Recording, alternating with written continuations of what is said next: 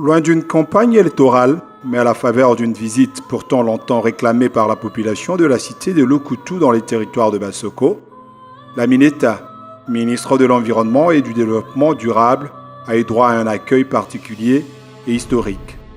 Ebbazaïba Massoudi ne s'est pas rendu compte d'une si belle surprise lorsqu'elle s'est rendue à Lokutu par voie fluviale le samedi 7 octobre 2023.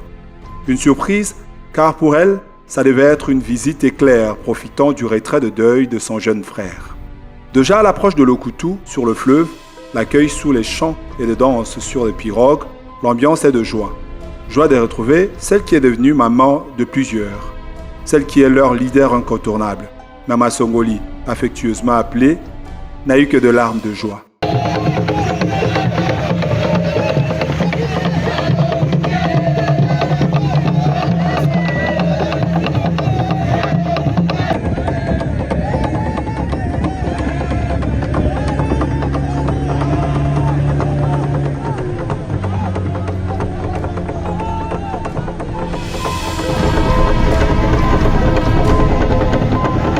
Lorsqu'elle accoste au beach privé de la société PHC avec une telle mobilisation particulière, les honneurs militaires, place à la longue procession entourée des milliers de Lokutoises et Lokutois, jeunes et vieux, les femmes, les associations, aussi les nombreux militants du mouvement de libération du Congo MLC l'ont accompagné jusqu'à la grande place de la cité pour son adresse.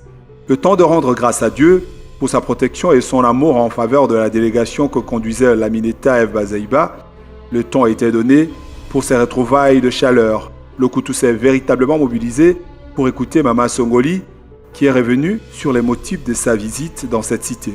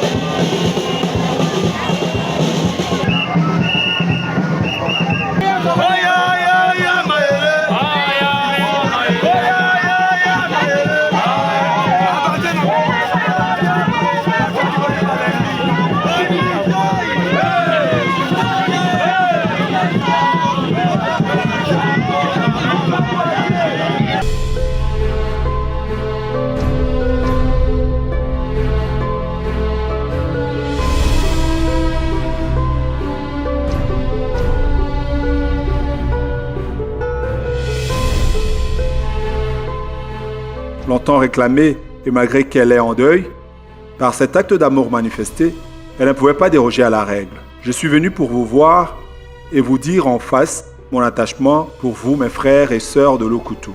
Aujourd'hui, vous l'avez encore démontré à travers ces magnifiques accueils et je vous dis du fond du cœur merci. Lance Ebbazaïba devant une foule en effourée. De la 4e session ordinaire du Conseil de représentants du MLC et ses différentes résolutions, en passant par les enjeux politiques et électoraux, la Mineta n'a rien laissé comme sujet de préoccupation. Aussi, elle est revenue sur la problématique de la cohabitation entre la population de la cité de Lokutu et la société palmeraie et huilerie du Congo PHC. En tant que fille du terroir et membre du gouvernement, Ebbazaïba a rassuré cette population de son implication particulière pour la prise en compte des intérêts de la population.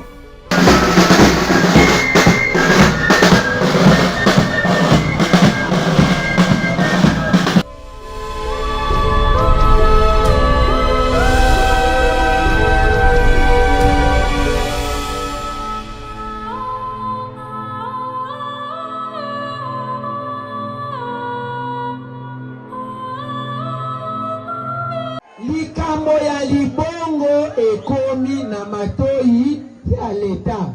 Ngayo na telemi nazali ko représenter l'État ya likolo.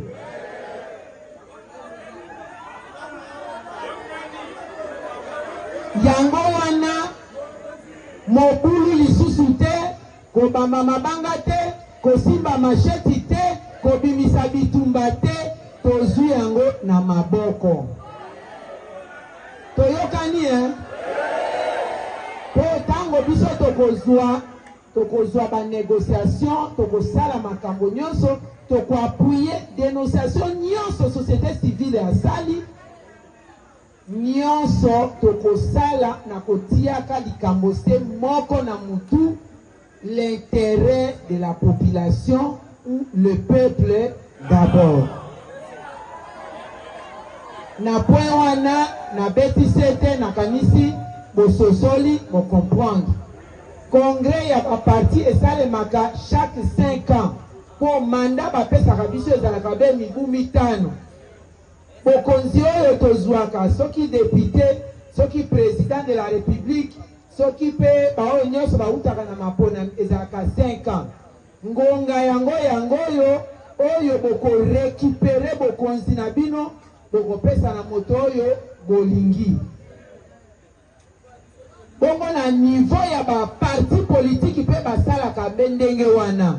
Chaque 5 ans, parti politique asengeli kopona président ya parti na ye, kopona secrétaire général, kopona bakambi ya parti, pe ko confirmer ba candidat na bango na bibonga songolo. Lokola candidat na présidence de la République, candidat na ba députés nationaux, candidat na ba députés provinciaux, pe lokola to komi na niveau ya ba municipalité. To ba conseil communaux. MLC, Mouvement de Libération du Congo, azongaki pe sima terre. Asalaki aye congrès, ezalaki occasion pe ya fêter 25 ans ya existence ya MLC pour esalemaki MLC a botamaki na Kisangani. Lisusu kaka na kati ya chopo esika basoko ezali. Bongo to renouvelaki confiance na biso lisusu. Na mwana mboka Jean-Pierre Bemba Gombo pona mimubitano lokola président national ya parti. To betela ye maboko.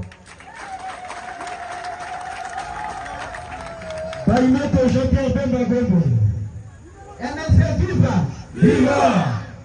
Simana yango ngai pe mama na bino nazali na ino secrétaire général kasi ngai na président tozina no bibonga na biso ya parti totie na poche po tozosalela nano ekolo na kati ya gouvernement boyebi ke azali vice premier ministre ministre ya défense nationale banguna oyo ya Rwanda pe bongo na bongo bakoma deja makolo kolenga mikolo oyo baoyo bazotala internet azwaki mwangonga ya koforme ba militaire ya bopikiliki bango wana bazali kobeta en déroute M23 jour pour jour ya ganga kate kaka musala ya fourmi. MLC viva! Viva! Ngai pe lokola intérim na ngai ezali assuré na secrétaire Kalaka Molandi. Kalaka mokonzi ya MLC, Kalaka Molandi azo assumer intérim na.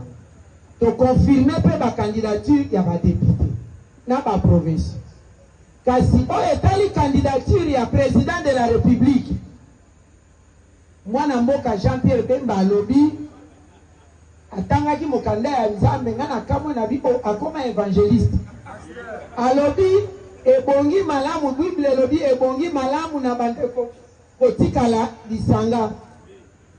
Il est bon pour les frères de demeurer ensemble. Un échange citoyen avec le Koutou jusqu'à la nuit tombante, et c'est là avec la même mobilisation.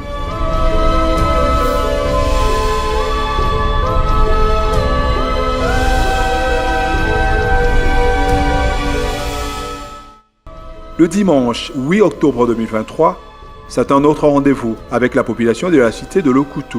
Cette fois, un rendez-vous divin avec la paroisse protestante CBFC. Lamineta Ebazaïba a participé à ces cultes dominicales qui a coïncidé avec la fin d'un séminaire portant sur la prière pour la nation et aussi la formation des intercesseurs. Née et grandie dans la famille protestante de par son grand-père, Mama Songoli s'est retrouvée parmi les siens et a tenu à honorer cette église. Au retour, les fidèles lui ont réservé un accueil particulier, avec le temps des prières en sa faveur, pour son engagement et ses actions humanitaires qu'elle ne cesse de poser au profit de la population de Lokutu et aussi de tout Bassok.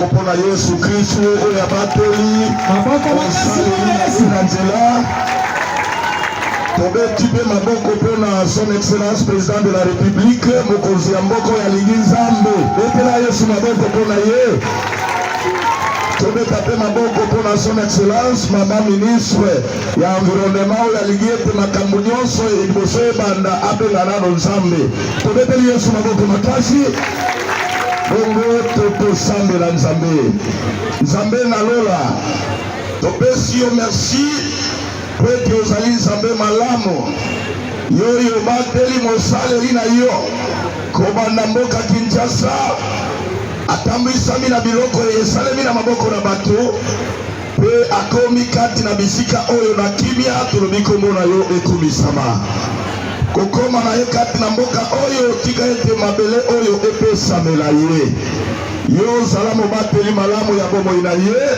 séjour na ye awa pe misala nyonso akosala ezala asire na yo nasengi makila masantu na yo yango nde ezala ceinture de sécurité ya bomoi na ye pe ekipe na ye mobimba bitumba nyonso ekotelema awa mpo na ye ezala ya yo elongo ezala ya ngambo na ye na tango akomi kati na bisika oyo tika ete bayini na ye nyonso bazala confondi au nom de Jésus-Christ kotatoli elonga na masu ekosalema awa kati na lokumu na kombo na Yesu Kristo oyo azali kolo pe mobikisi ya bomoi na biso tolobi amen.